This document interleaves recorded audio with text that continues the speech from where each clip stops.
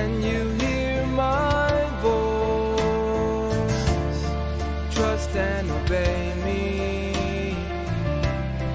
It's your choice.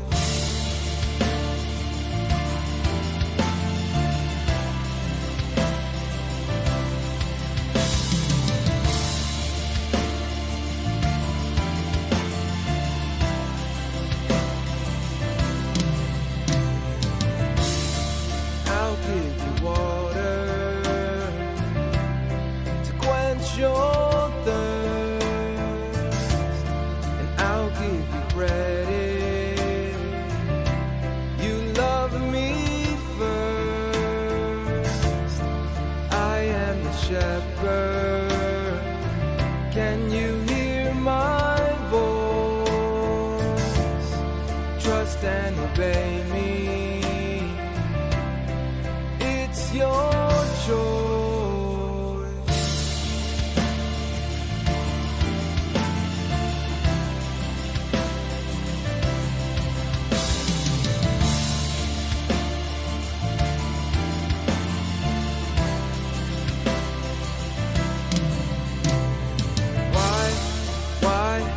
Why were you not afraid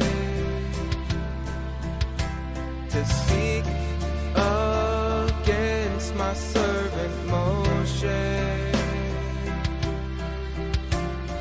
Why were you not afraid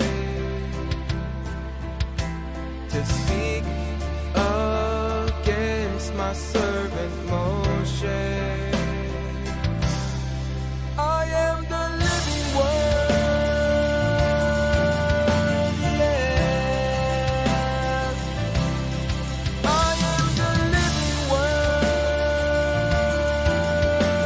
yeah. I am the living word, yeah. I am the living word, yeah. I am the Aleph, and I am the Tav. I am the Torah from the mouth of Yahuwah. I am the beginning, and I am the end. And there are two houses that I have come to live. I am the Aleph, and I am the Tav. I am the Torah from the mouth of Yahuwah. I am the beginning, and I am the end. And there are two houses that I have come to mend. Whoa, whoa,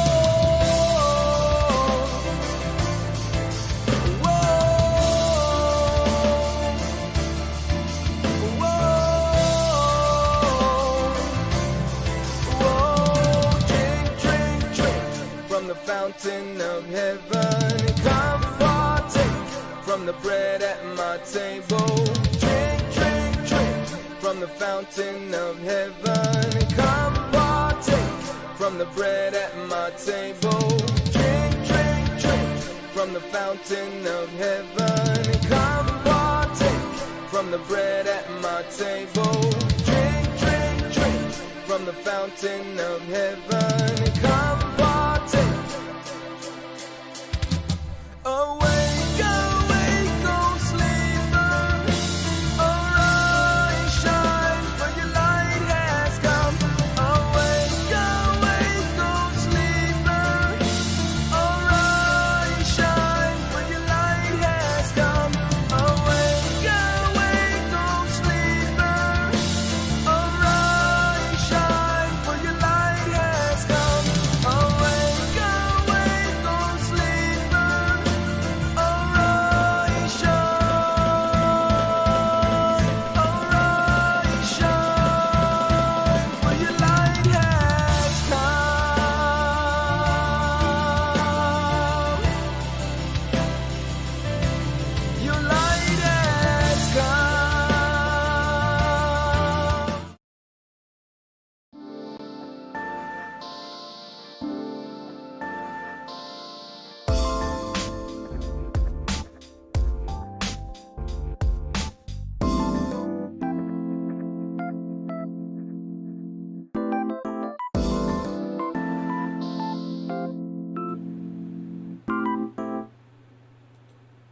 Shalom, shalom, shalom, and welcome to Cover with Jeremy Pyers.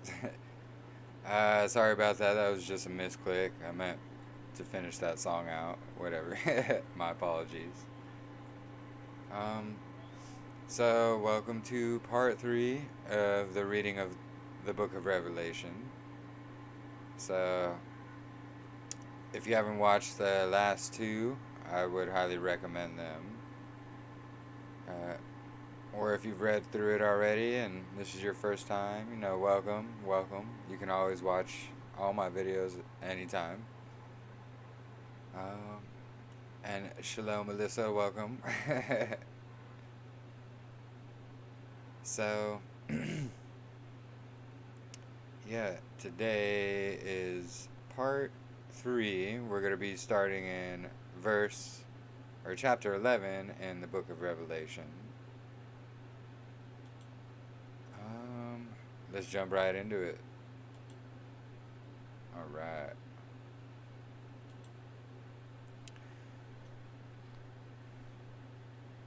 Alright, so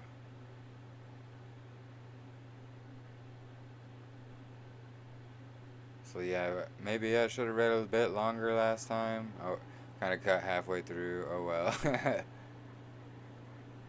So if you remember, let's see, he ate the book over here that he was given to him, and it was honey, like honey, but bitter. If you don't remember, you can always go over the last video as well. We don't have a bunch of time to get into it right here, but alright. So, chapter 11.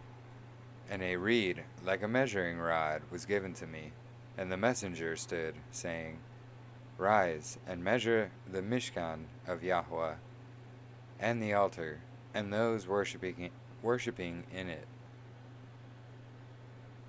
But cast out the court which is outside the Mishkan, and do not measure it, for it has been given to the nations, and they shall trample the set-apart city underfoot for 42 months. And I shall give to my 2 witnesses, and they shall prophesy 1,260 yomim, or days, clad in sackcloth. This is the 2 witness verse. The ones that are going to prophesy the truth in the city of Jerusalem, Yerushalayim. And these are the 2 olive trees and the 2 lampstands that are standing before the Yahweh of the Aretz, or the earth. So there's a lot of different things about this one as well. Some say Moses, Elijah, Enoch, a few different combinations. Some say it's Ephraim and Judah. Some say there's a lot. There's a lot. But we're going to find out when they come. And if anyone wishes to harm them, fire comes out from their mouth and consumes their enemies. And if anyone wishes to harm them, he has to be killed in that way. These possess authority to shut the heaven, so that no rain falls in the yomim of their prophecy. And they possess authority over Maim to turn them to blood, their waters, and to smite the Aretz with all the plagues, as often as they wish. And when they have ended their witness, the beast coming up out of the pit of the deep shall fight against them, and overcome them, and kill them, and their and their dead bodies lie in the streets of the great city, which Ruachuli is called Sodom and Mitzrayim, where also our master was stayed. So this is in Jerusalem, where Messiah Yahusha was hung and staked. He was crucified. So the two witnesses are going to be in the city of Jerusalem. This is 100%. Who these two witnesses are is not 100%. So, some say it's the two branches of the ecclesiastes or churches, which for all of them to be brought to Jerusalem, I don't know, it's not, it doesn't, I don't know. I don't know about that theory. It could be right, it just doesn't.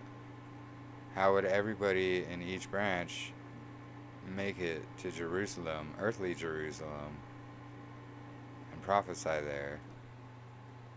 And then there's probably like hundreds of thousands of us. And then for that many people to lie dead in the streets for 3 days before... I don't know if we got to this. Sorry. We haven't yet. Anyway, let me continue. And some of the peoples and tribes and tongues and nations see their dead bodies for 3.5 yomim, 3.5 days, and not allow their dead bodies to be placed into the tombs. And those dwelling on the Arets rejoice over them and exult, and they shall send gifts to each other, because these two prophets tortured those dwelling on the Arets. So, another reason why I don't think this is going to be the two churches, the two branches, is because that would be all of us. So who would be around to survive the tribulation is the thing. Like, if he's gonna have us all killed right here and rot on the streets for 3 days and rise, like, who would be left on the earth to last? Like, that's why that one wouldn't fit for me. Like, it would have to be like two people. I don't know. I definitely have to go over that one some more. Personally, there's a lot of factors that can fit into play there. If you have your thoughts, go ahead, feel free to comment them. If you have questions, feel free. I am always down for answering questions. Anyway, let me continue here, because I think I've probably explained more than what I've read. And after the 3.5 yomim, a breath of life from Yahweh entered into them, and they stood upon their feet, and great fear fell on those who saw them. And they heard a loud voice from the heaven, saying that to them, "Come up here." And they went up into the heaven in a cloud, and their enemies saw them. And in that hour there came to be a great earthquake, and 1/10 of the city fell. And in the earthquake 7,000 men were killed, and the rest became afraid, and gave esteem to the Yahweh of the heaven. The second woe is past, and see, the third woe is coming speedily. And the 7th messenger sounded, and there came to be loud voices in the heavens, saying, "The reign of this world has become the reign of our Master, and of his Mashiach, and he shall reign forever and ever." And the 24 elders, sitting before Yahweh on their thrones, fell on their faces and worshipped Yahweh, saying, "We give you, O thanks, O Yahweh El Shaddai, the one who is, and who was, and who is coming. Because you have taken your great power and reign, and the nations were enraged, and your wrath has come, and the time of the dead to be judged, and to give the reward to your servants the prophets, and to the Kodashim, and to those who fear your name, small and great, and to destroy those who destroy the Aretz. And the Mishkan of Yahuwah was opened in the heaven, and the ark of his covenant was seen in his Mishkan. And there came to be lightnings, and his voices, and thunders, and earthquakes, and great hail. So yeah, like, there's a few spots here that they can get rather confusing. There's not a lot that's 100% that is written in scriptures. So it leaves a lot to discernment. And that's why, going over other books prior, because what has happened before happens again. He says in, I forget, I think it's Exodus or something, these people are for a sign as to what is going to come, or an example is what is going to come. Maybe it's not Exodus, I don't know. If you know the verse, go ahead and put it in there, but everything that happened that is written happened as an example for what is going to come. So there is going to be a greater second Exodus, yes. I believe that's going to happen when heavenly Yerushalayim comes down. It's not going to happen before then. So all of us being called to Yerushalayim before that wouldn't make a whole lot of sense. Because, those who stick to the end, he calls the tares first, not the wheat. So I don't know. Go ahead, put your thoughts and questions. Go right ahead. As long as you're not, as long as you're, polite, and you're willingly seeking truth, or willing to teach, because I don't know everything. This is why we need each other. Is each one of us can have different aspects and parts, and who knows which one is going to be right, because it doesn't exactly say 100%. But the things that are 100%, we can figure things out that way. Anyway.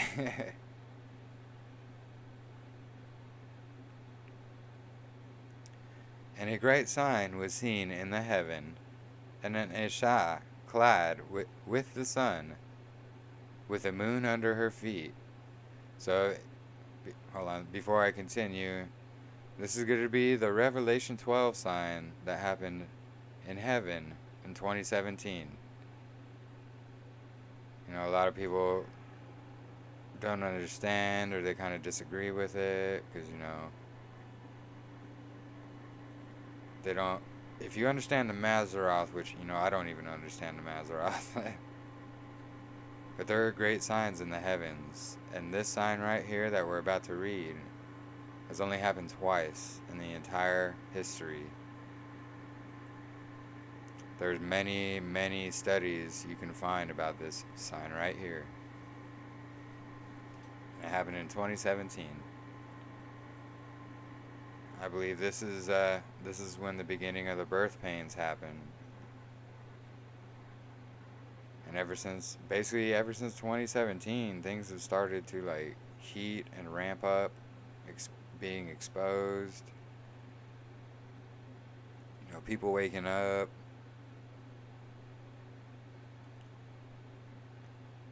It's alright, let me just read it. My apologies, I babble sometimes.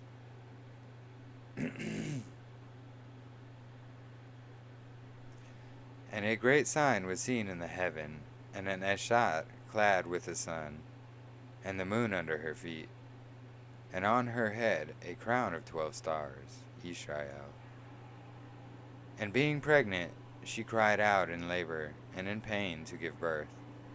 And another sign was seen in the heaven, and see, a great fiery red dragon, having 7 heads and 10 horns, and 7 crowns on his heads. And his tail draws 1/3 of the stars of the heaven, and throws them to the Arets. And the dragon stood before the Asha, who was about to give birth, to devour her children as soon as to devour her child as soon as it was born. And she bore a male child, who is to shepherd all nations with a rod of iron. And her child was caught away to Yahweh and to his throne. And the Asha fled into the wilderness, where she has a place prepared by Yahweh, to be nourished there 1,260 yomim. Remember that number from before? And there came to be fighting in the heaven, and Michael and his messengers fought against the dragon, and the dragon and his messengers fought, but they were not strong enough, nor was a place found for them in heaven any longer. And the great dragon was thrown out, that serpent of old, called the devil and Shaitan, who leads all the world astray. He was thrown to the earth, and his malachim were thrown out with him, or his angels, aka demons. And I heard a loud voice saying in the heaven, now have come the deliverance, and the power, and the reign of our Yahweh, and the authority of his Mashiach.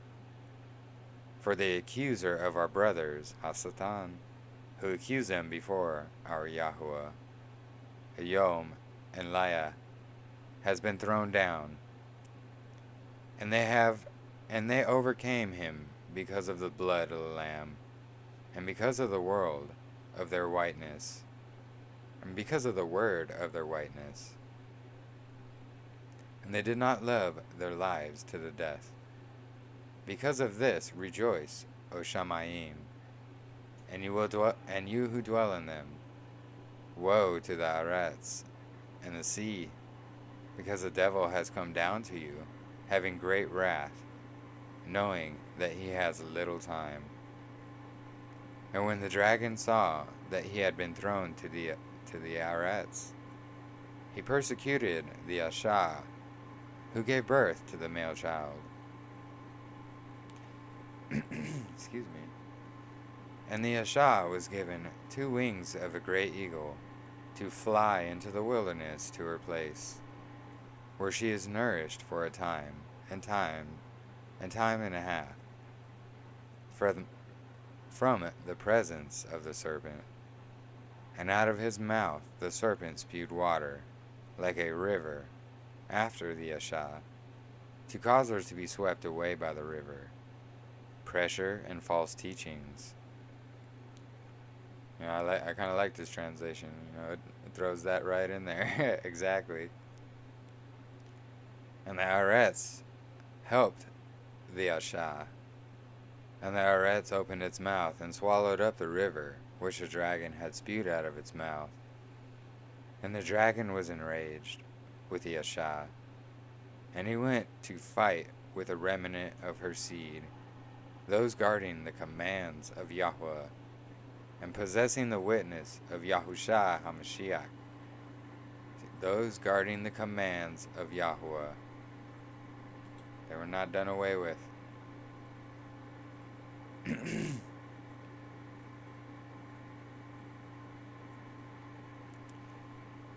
And I stood on the sand of the sea. Hold on, before I go on real quick, let me just say, you know, actually on my home page here, I have a link to a pretty good study about the Revelation 12 sign. It's on my main page here on YouTube. I highly recommend watching it. It kind of breaks that whole Revelation 12 down. We don't have a lot of time to break it down right now, but it's an amazing video. And if you don't quite understand the Revelation 12 sign, I highly recommend watching it. And I stood on the sand of the sea, and I saw a behemoth coming up out of the sea, having 7 heads and 10 horns, and on its horns 10 crowns, and on his heads names of blasphemy. Beast, chimera, monster is what behemoth. And the behemoth I saw was like a leopard, and his feet were like the feet of a bear, and his mouth like the mouth of a lion. And the dragon gave him his power, and his throne, and great authority. And I saw on one of his heads, as having been slain to death, and his deadly wound was healed. And all the Arettes marveled after the beast. And they worshipped the dragon, who gave authority to the behemoth. And they worshipped the beast, saying, Who is like the beast? Who is able to fight with him? So, in case you didn't know, this whole beast they're talking about, this is the anti-Messiah. There's also a pretty amazing study about this. I don't know if I have a link to the whole video series,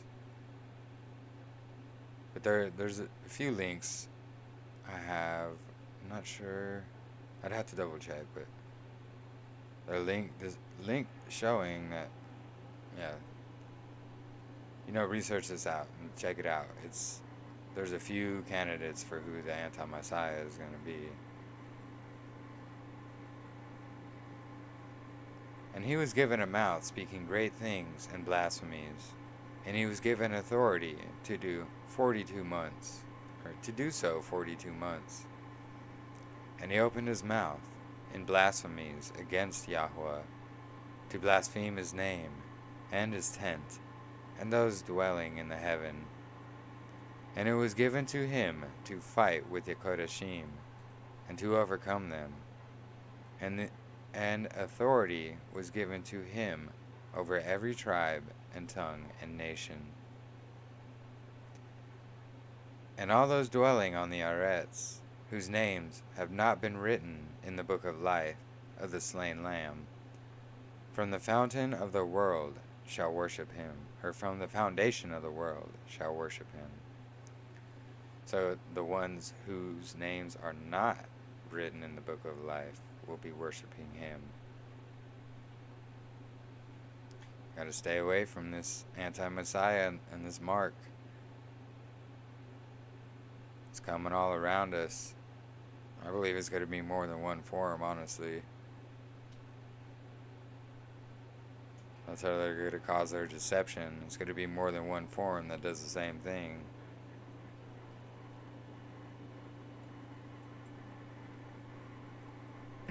Anyway, if anyone has an ear, let him hear. He who brings into captivity shall go into captivity. He who kills with the sword has to be killed with the sword. Here is the endurance and the belief of the Kodashim. So, this is pretty much saying, if you're going to bring people and captives into captivity, you yourself are going to go. He who kills with the sword has to be killed with the sword. So, if you're going to go on the defense, which I'm fully prepared to because I have a family, you have to be prepared to be killed with the sword, which I fully am, to protect my family, to guard them, and to keep Yahweh's laws and his ways. There's a lot of people that, you should just go quietly and blah, blah, blah. And no, I'll do everything I can to protect my children.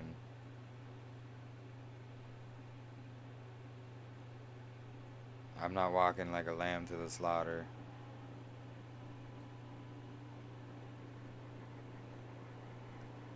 Anyway, I have a study I did about that, about biblical self-defense and how it's not considered, like murder is premeditated, like you plan to kill somebody, like an innocent. If someone is coming at you with the intent to kill you, defending yourself is not murder. There are many, many scriptural verses. I even kind of mentioned them in a few of my videos I've done. Anyway, let me continue here. And I saw another beast coming up out of the arets, and he had 2 horns like a lamb, and spoke like a dragon. And he exercises all the authority of the first beast in his presence, and causes the arats and those who dwell in it to worship the first beast, whose deadly wound was healed. And he does great signs, so that he even makes fire come down from the heaven on the arats before men. And he leads astray those dwelling on the arats, because of those signs which he was given to do before the beast, saying to those dwelling on the arats, to make an image to the beast, who was wounded by the sword, yet lived. And there was given to him to give a ruach to the image of the beast, that the image of the beast should both speak and cause to be killed as many that would not worship the image of the beast. I think this AI and this chip, this implant chip they got going, fishy stuff.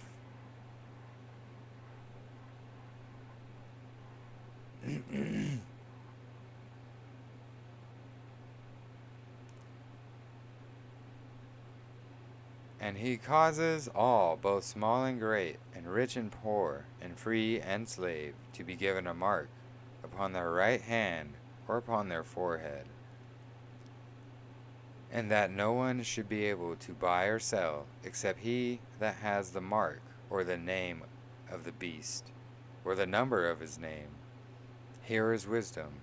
He who has understanding, let him calculate the number of the beast. For it is the number of a man, and his number is 666. There's a lot of studies that go over this number in the Greek. And there's some interesting studies about it. Not going to get into it right now. But there definitely is. And it has to do a lot with the name. I'm not a name Nazi, but I believe the names are very important.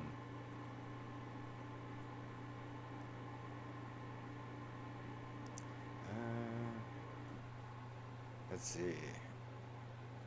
Oh, no chats or questions. Alright.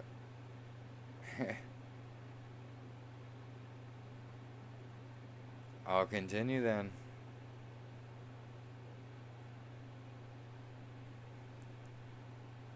And I looked and saw a lamb standing on Mount Sion, and with him 144,000, having his father's name written upon their foreheads. And I heard a voice out of heaven, like the voice of many Maim, and like the voice of loud thunder. And I heard the sound of harpists playing their harps, and they sang a renewed song before the throne, and before the 4 living creatures and the elders. And no one was able to learn that song except the 144,000 who were redeemed from the arets. So here's another not 100% clear who these are topic. Again, many studies about it. A few of you know my personal thoughts. We've gone over it. I believe it has to do with spiritual virginity. And this is just 144,000 males and their families, their wives and their children, etc. Just how they were numbered, the Hebrews were numbered by 21 and older. That's how they were counted. Anyone younger wasn't counted. So, I believe this is the same. That's just my thoughts. There's many studies on this. Feel free to put your thoughts or questions or anything. If you'd like to go over it more, feel free to message me. I'll be happy to go over it later. And they are those who were not defiled with women, for they are maidens. They are those following the Lamb, wherever he leads them on. They were redeemed from among men, being first fruits to Yahweh and to the Lamb. And in their mouth was found no falsehood, for they are blameless before the throne of Yahweh. And I saw another messenger flying in the mid-heaven, holding the everlasting Besorah, to announce those dwelling on the Arats, even to every nation and tribe and tongue and people, saying with a loud voice, Fear Yahweh, and give esteem to him, because the hour of his judgment has come, and worship him who has made the heaven and the Arats and the sea and the fountains of water. So hold on, let me go back here just a sec. So 14:4 here. So they are those who were not defiled with women, for they are maidens. Interesting how this translates it like that, huh?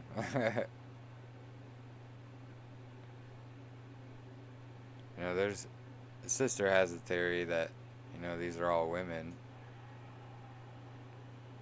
She could be right. I'm not saying she's wrong. There's many different theories. There's things that aren't 100%. Different translations say different things. This one happens to say, for they are maidens. Could this be because, Yahusha is the bridegroom, so we are all the bride? Is that what that is kind of saying? Or is this talking about, actual, women? It's, yeah. When things aren't 100%, and, people have, there's even some wild theories, but, we'll find out when it comes, honestly.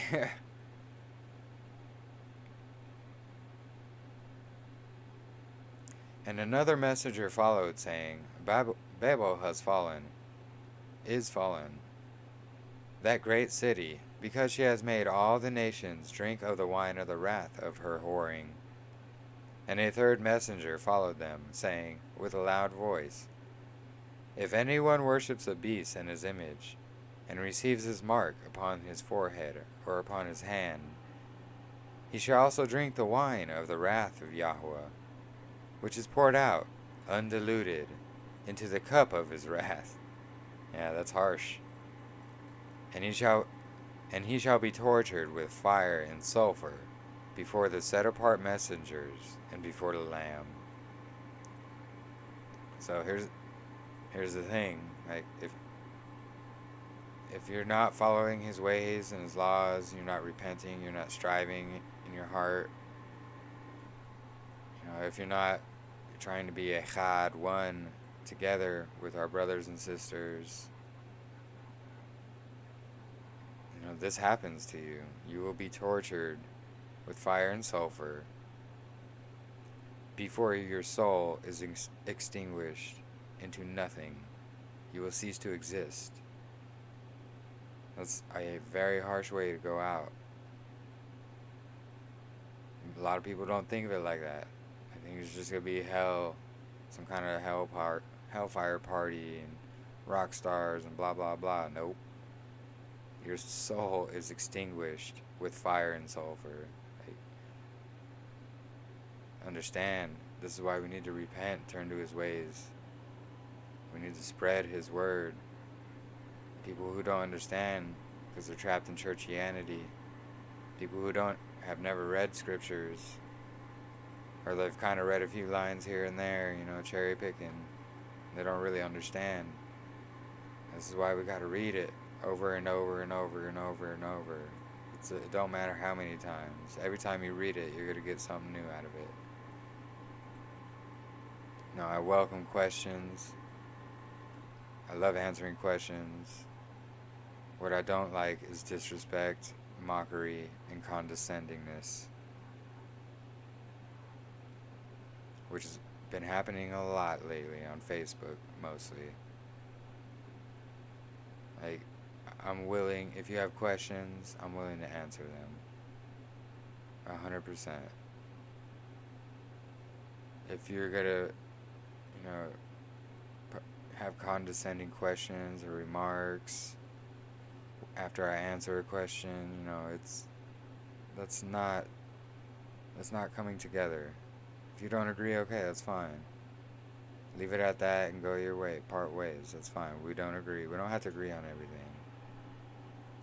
But if you're going to sit there and belittle and mock and then try to flip the blame and then make fictitious posts with lies and accusations, it's that is not of Yahweh at all. It's disgusting.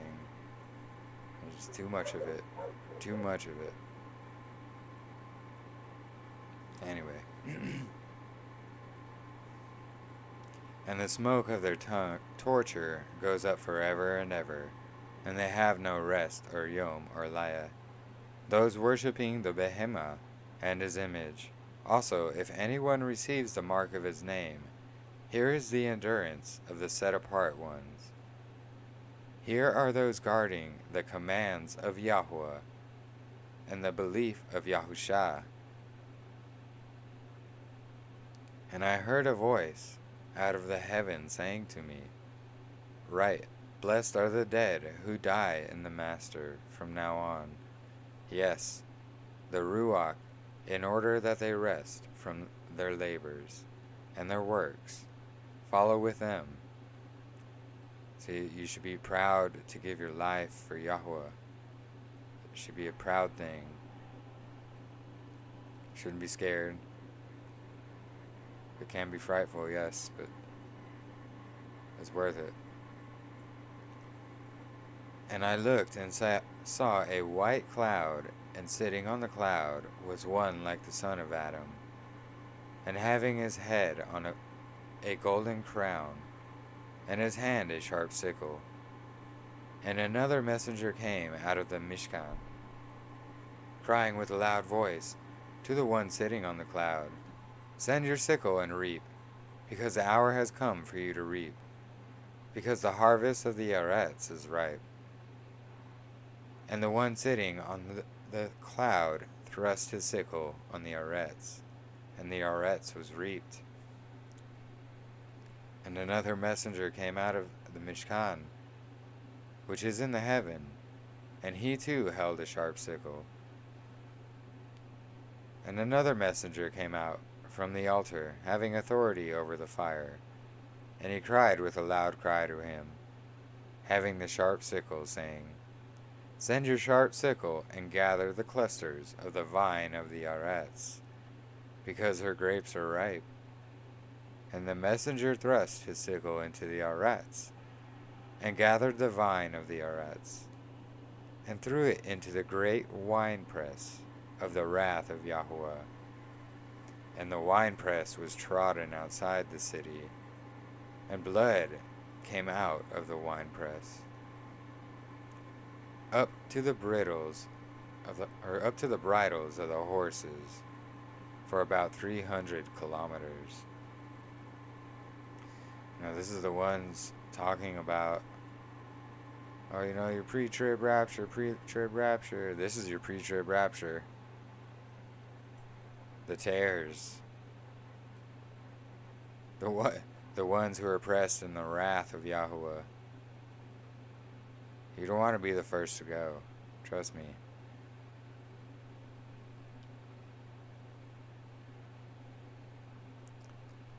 Alright, so our last chapter here for today.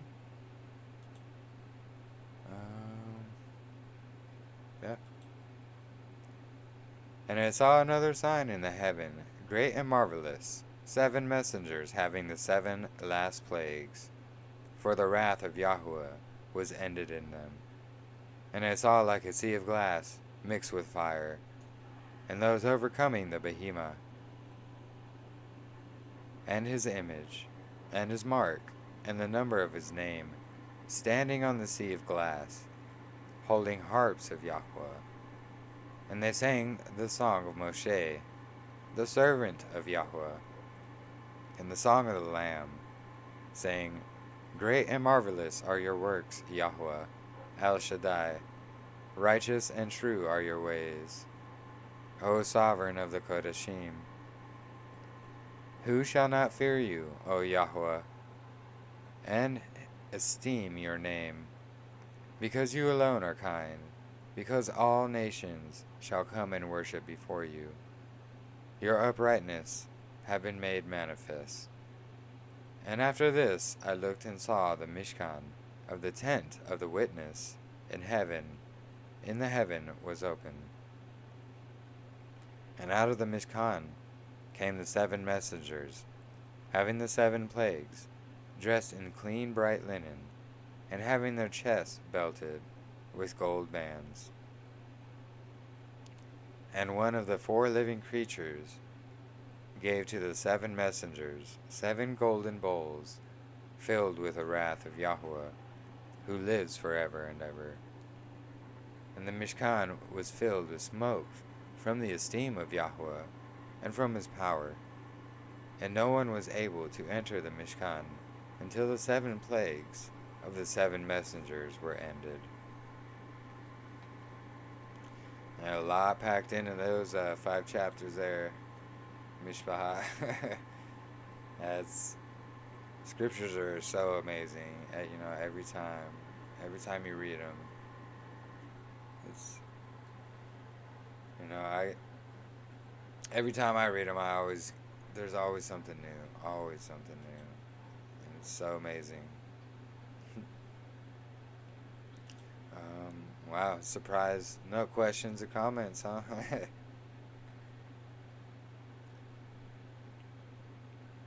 Either that's good or bad. I'll take it as good. Anyway, thanks for joining me for these last 5 chapters. And, thanks for joining me, all who are always here. Alyssa, thank you. I do these for myself and, for others as well. I have so many different copies of scriptures and extra biblical books. Having a set time to actually, try to read and go over them, it helps me as well. And, I try to read a lot of the extra biblical ones personally before I read them here online, because I really only like to read the ones that really align with scriptures. There's many I haven't read that do align with scriptures. I personally believe the book of Enoch aligns with scriptures. Messiah quoted from it. It's quoted from in many of the extra biblical books themselves. Like, there's people who just don't understand, and you can offer to help them understand, and they'll just ignore. And, in my opinion, that's pride. We can never stop learning. Yes, the canon, which nowhere in scriptures does it say there should be a canon. You can learn a lot from the canon. But the extra biblical books, not all of them, but many of them, go into greater detail of each of the stories that are in the canon. The canon's just a bunch of them kind of compiled, kind of, not to say thrown together, compiled together, and they do give a broad, understanding. And the extra biblical books go in depth to each one of those. And like, if you've read them, and which personally I believe, if you've read them and you still think they don't align with scriptures, I think you need to read it again. especially like Jubilees and Enoch. Because I think you're just taking opinions from other men. Honestly, that's my opinion. Because, you can't deny what's written in there. And I've offered to go over any confusion anyone has over any of these extra biblical books who think they don't agree. Yes, there are ones that do not agree. I will say that, yes, absolutely. The ones that do agree, though, and there's ones that just want to be prideful and toss them out no matter what you say. I don't think that spirit's of Yahweh. We might not agree, but we should all be coming together as one. That's the thing. We need to be coming together as one, not having fights and hating on each other because of these little tiny disagreements we have. Especially if one person's throwing out a bunch of evidence and the other just has a bunch of talk. But the one with a bunch of talk is the one blaming the one showing a bunch of evidence. Like, I don't understand. I don't. That's why I've been on a blocking spree lately. I don't stand for disrespect or anything. If you have legitimate questions, that's fine. I don't mean to be mean or come off as mean or condescending on anything that I post or write. It's not who I am. Like, I'm literally asking questions and answering questions as well. And just the way some of them, these so-called brothers and sisters, have responded to my answers, or they come off snappy and condescending and mocking or whatever it may be, and then say I'm the one with anger problems and this and that. Why? Because I don't tolerate disrespect or hate against other brothers, especially deceased ones who can't defend themselves. Like, talking about Paul, he absolutely followed Torah. He followed Messiah. He did not put himself above Messiah. People who read his letters do not put him above Messiah. That is these only people's defense. And it makes me sick. You answer their questions and they're just, well, he did this and that and blah blah blah and said this and that, and then you answer it legitimately and they don't care. They'll just blow it off, and their pride gets in their way. And then they start mocking you and then calling you out on this and that. And you won't even say a mean or hateful comment, and then they'll say something about you and then blast you on a post, complete lies, saying that you're waging war. I just laugh. I laugh. I pray and I laugh, but I pray for these blind individuals, and they're sowing discord. Mind you, these very same ones have never liked or commented on any other post. They only comment to sow discord. And I'm not down with that. Like, that is sowing discord. I don't care how you label it, how you put it. If you've never liked, commented, or any other post, but you're over here telling me how I should, discern scriptures, no, go mind your business and take that blasphemy way over there. I don't tolerate that. We're supposed to be one. If you're not going to be one, go be one with Satan over there. I'm trying to be one with Yahweh. Me and my house, we follow what is written in the Word. I don't follow men. I don't follow what some brother or sister says on a YouTube channel and take that and run his doctrine. No. I test everything with his Word and Scriptures. Many like to make assumptions, and this is sickening. Sorry, I rant. I just had to get it off my chest. There's just too many haters. But I love my haters too. I pray for you all. I really do. I hope Yahweh lifts you up, takes down that pride, and lifts you up in humbleness. I won't ever expect an apology, but if you do, I'll be really surprised. Anyway, thank you guys for joining me. Thanks for putting up with me and my rants. I'm not an angry or hurtful person. That is my last thing. I don't want to hurt anybody. I just want us to all be one. Come together as one. And to those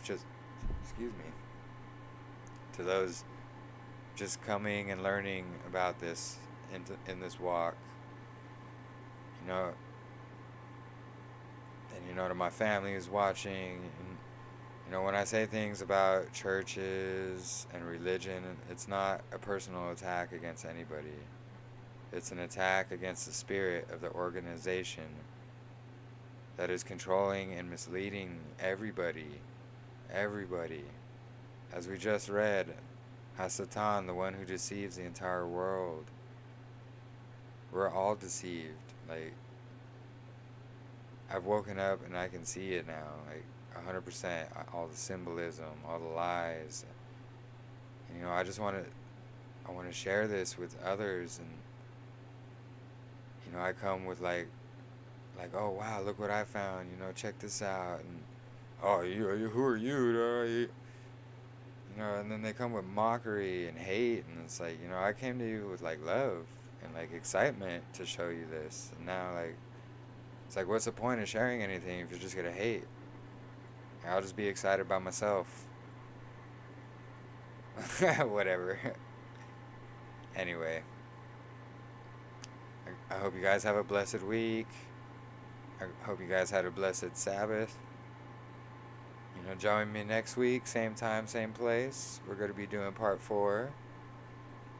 Each part's going to be really interesting here. It's revelation, and some parts are pretty easy to discern and are written 100%. Some parts are not, as you can see from what we just read.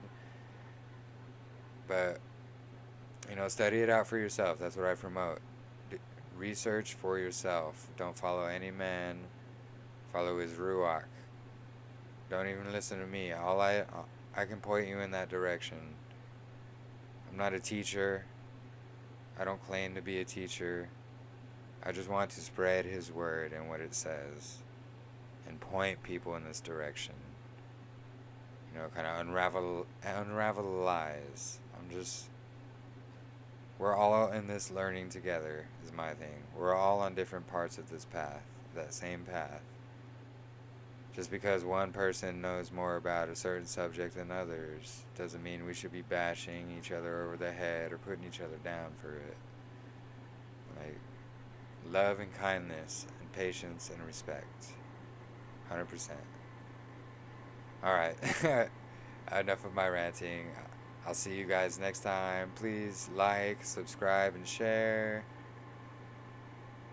It helps. It just helps spread his word. I appreciate you guys that do. And I love all of you that show up every week. Alyssa.